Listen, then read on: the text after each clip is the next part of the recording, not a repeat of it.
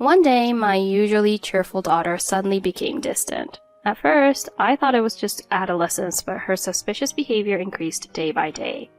Then one night at 2 a.m., she suddenly woke me up and told me, "We need to escape from Dad." My daughter tried saving me in the middle of the night. The reality behind this was shocking. Something's been off with my daughter Abby since last week. I can't pinpoint an exact cause, but the first strange thing is our conversations at home. Abby and I have always been quite close. We're more than just mother and daughter. Sometimes we're like friends. She's a huge fan of detective stories because of me, and every year we watch a movie about it together during summer break. We talk about everything from school events to politics, even how we'd handle a zombie apocalypse. It sounds odd, but I used to think about that too. Abby's in the 6th grade, almost a middle schooler. While some of my friends complain that their kids don't talk to them, Abby has always shared everything with me. But a few weeks ago, she suddenly stopped talking. "Abby, how was school today? Was it tough?" "Abby, are you okay?" Yeah, I'm fine." Her responses became terse, with sighs and annoyed looks. The more I asked, the more she snapped. "Just leave me alone." Her expressions grew darker, like a completely different person. I've never seen her like this before. Maybe it's just a phase? You know, teenage mood swings. Even I still have those days. But so suddenly? Can it start like flipping a switch? I remember gradually feeling irritated with my parents when I was about her age. If it's just a phase, that's fine. It's part of growing up. But there's more. The second issue is of her ignoring her father. She used to love hanging out with him, even hiding in his closet for fun. Now she avoids him like the plague, retreating to her room when he comes home. I thought it was a coincidence at first, but for 2 weeks now, it's been the same. It's intentional, I think. My husband's starting to notice too. "It's been a while since I've seen Abby's face. Is she avoiding me? Is this what a phase looks like?" He's taking it lightly, but seeing me worried, he suggested, "Maybe check her phone for clues." So I secretly looked through her phone, but found nothing suspicious in her messages or photos. Maybe I'm being too sneaky. Kids hate that, right?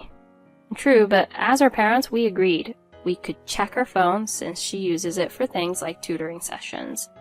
I didn't want her deleting any important messages. But I found nothing, so I wondered if there was no real issue. I even contacted her teacher, who didn't notice anything off. "She talks to her friends a lot. The only thing that comes to mind is her struggling to write an essay about her future dreams." Could not having dreams relate to being cold towards family? Maybe it's just typical teenage frustration. Maybe I'm overthinking it. She's smart. She might be dealing with something. I'll just keep watching over her and talk to her directly too, if it bothers me so much. I've been asking what's wrong, but her ignoring me has been hard. As a mother, I'll try talking to her again. I sought advice from friends who were also parents because my daughter's behavior worried me. The more I explained, the more my friends thought it was just a phase, but I felt something was seriously off. 2 weeks later, I talked to my friends again about this issue, revealing the truth behind my daughter's actions. A few days after my last inquiry, I decided to have a heart-to-heart with my daughter when we were alone at home. I told her I was worried about her recent behavior, that I wanted things to go back to how they were, and that she should talk to me if something was bothering her, because I loved her very much and was very worried. My daughter's eyes welled up for a moment. "I want to be like before with you too, Mom. But for Dad to do that..." She started to say, but then we heard my husband coming home. She quickly covered her mouth, said, "I'm going back to my room," and ran off. Well, what does she mean for Dad to do that? I couldn't stop thinking about what she wanted to say. Even though my daughter had finally started to open up, I decided to let her come to me when she was ready and didn't push her further. But that night, something happened. I woke up to my body being shaken as if there was an earthquake. "Mom, wake up," my daughter whispered, shaking me. I glanced at the clock. It was 2 a.m. What was she doing in our bedroom? She should be sleeping in her own room. Still groggy, I almost called out, but she quickly covered my mouth. "Don't let Dad hear us," she whispered, clearly wary of my husband. I was confused and even wondered if she was playing a prank on me. But then she said, We need to get away from Dad. Now. "What? Does she really hate him that much? Or is there something more serious? I've never been abused by my husband at all. We met at work. My father is the company president and introduced us. There's no way my husband could harm me with such a powerful father-in-law." Even though I didn't understand what my daughter meant, the fear in her eyes and her trembling body made me take her seriously. I decided to do as she said without asking too many questions. Mom, hurry. We need to leave before he notices. We quickly packed essentials, including cash and valuables, and fled to my parents' house about 20 minutes away by car. My parents were surprised to see us so late at night, but my daughter's serious plea convinced them to let us in. Grandma, please. I need to protect Mom.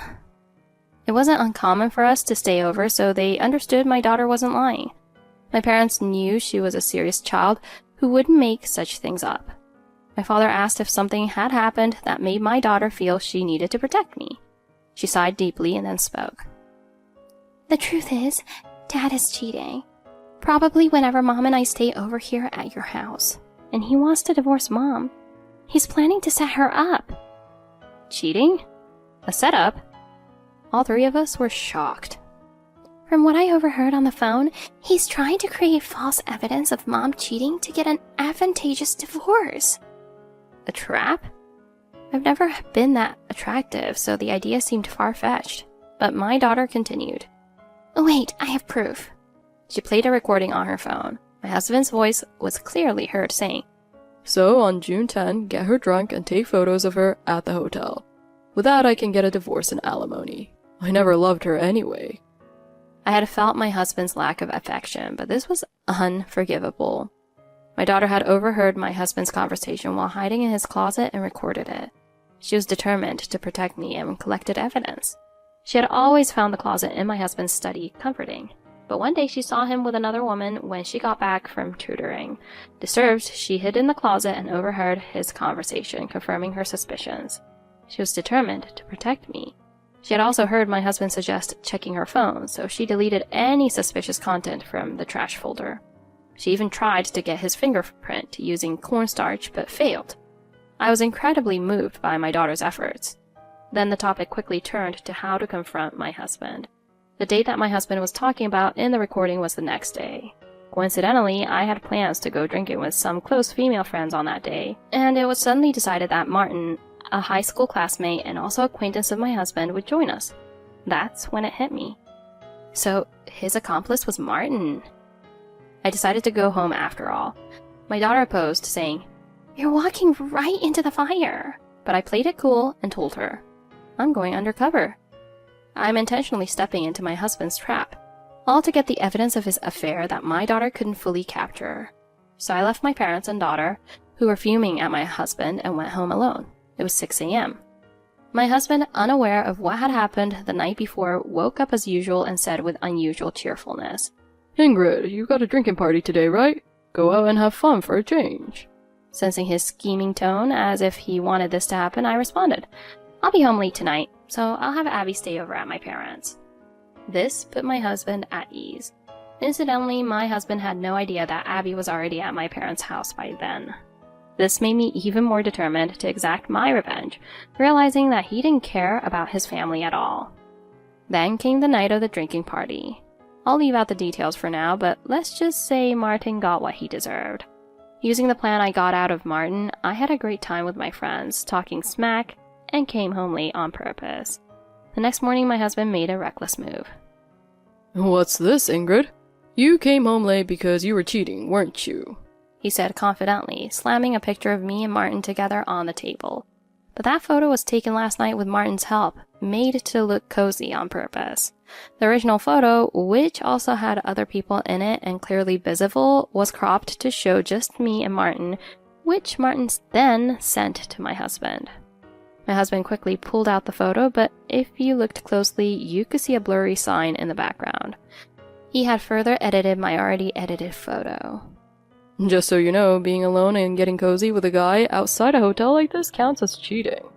I've been hurt, so I'm filing for divorce and claiming alimony. And how exactly? I genuinely wanted to ask. The exaggerated nighttime setting he tried to create as evidence only made my and Martin's hands more visible. It's obviously ridiculous, right? I almost burst out laughing. What is that photo? Me getting cozy with a guy? Claiming it's cheating just because we were alone together is a huge stretch. My husband tried to put on an act, saying, I'm hurt. I trusted you, Ingrid. Imagining him practicing these lines or playing the victim last night just made me laugh even harder. Trying to compose myself, I decided to catch him out. So how do you already have that photo from last night? It was sent to me. By who? Martin, of course. I didn't tell you Martin was coming, did I? How did you know then? He flinched for a moment, but quickly recovered and denied everything. I'm close enough with Martin to get real-time updates. Got a problem with that? You're just trying to distract me from your cheating, aren't you? No need for that. What? Look closely. Both Martin and I have our hands visible in the photo. So what? Then, who took the picture? Here's proof we weren't alone. Cue dramatic sound effect. He had a split second of realization before returning to denial. Ugh, it was probably taken by a staff member at the bar. As my husband's confidence started to waver, I pulled out the real proof. Wrong. This photo actually has 5 people in it. See this picture and this one match perfectly. Showing him the unedited original, he was dumbfounded. What? Damn. Martin messed up. Scrambling to think of a way out, he finally conceded. If it's not cheating, then fine. Problem solved. Hold on. Nothing's solved. You accused me of cheating and didn't even apologize. Who edited that neon-lit background then? It wasn't me. It must have been you? Are you serious? I don't have any reason to do that, but you do, since you're the one cheating. At that moment, his body jolted. This was one of the few times he was actually honest. As I raised my voice, he blinked and flinched. I'm not cheating. Martin sent that picture to break us up. It's all his plot. As expected, he shifted the blame. Why don't we hear it from Martin himself? I said, opening the door.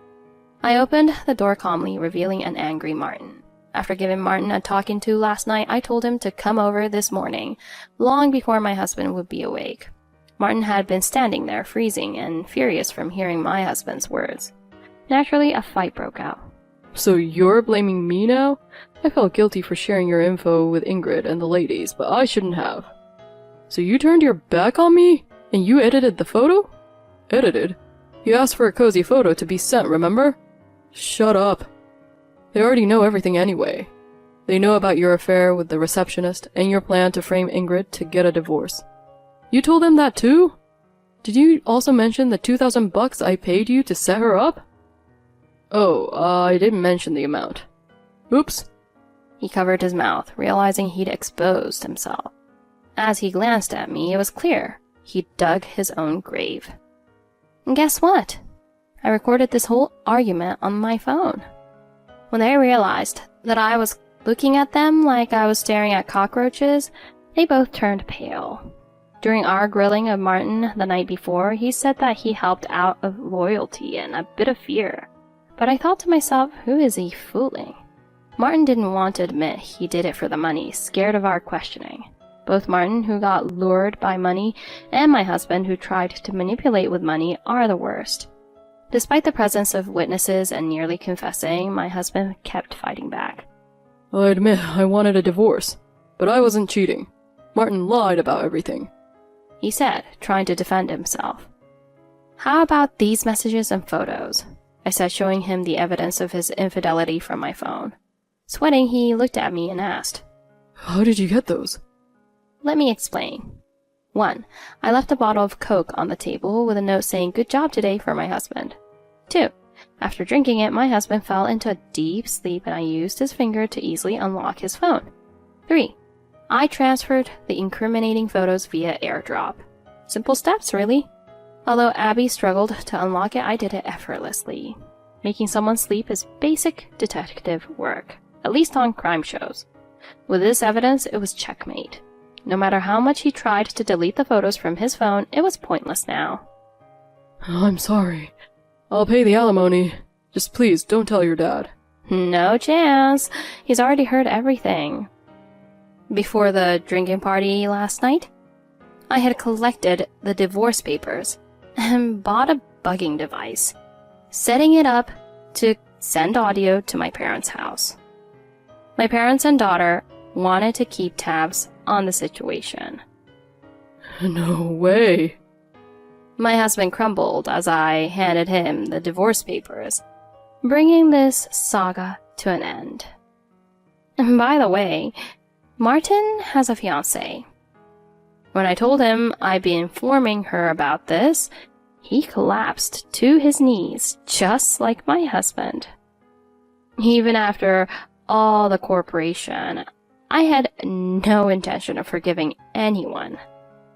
Thanks to my daughter's insight and detective skills, I was able to preempt my husband's affair. A few weeks later, the divorce went through successfully. Now, for the aftermath of my ex-husband's downfall, as expected, he lost his job. My father, the company president, heard the entire conversation.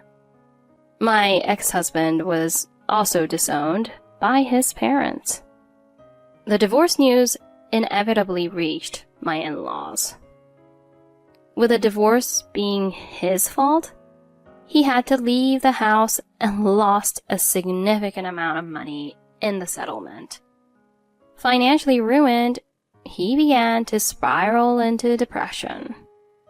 A brief explanation, but yes, it's hell for him. Losing his job, home, and money, he also lost his relationship with a woman he cheated with. Her company was one of our clients, and the affair became public knowledge.